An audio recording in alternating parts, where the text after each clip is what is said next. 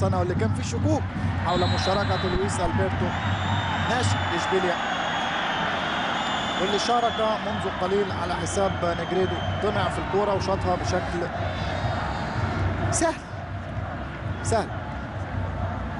كرة الأمام، بيات ميغيل سفيان يمر في جولي إلى الأرجنتيني، بياتي للبرازيلي ويوناس، لكن الدفاع يقطعها، تعود إلى كاسيرس مرة أخرى، خطأ وضربة حرة على سفيان وإنذار.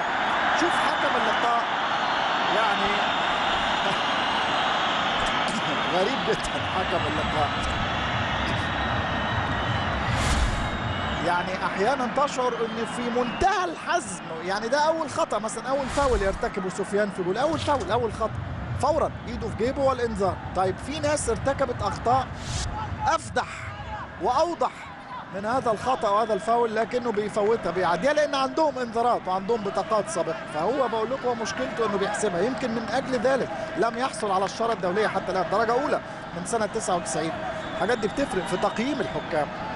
على اي حال 9 انذارات، 9 بطاقات صفراء في هذه المباراه. تروتشوفسكي يلعبها عاليه والرأسيه، لكن الدفاع وتحديدا البيلدا يطلع الكرة بره. تروتش مرة أخرى يلعبها إلى نافاس لتروتش، لكن ضاعت، لعبها غلط، تصل إلى سولدادو في مساحة لبياتي، لكن البوسني كان الأقرب.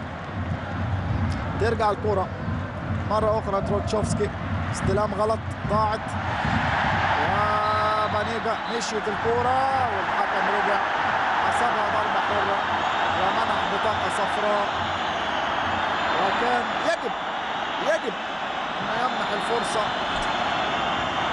لويس ألبرتو.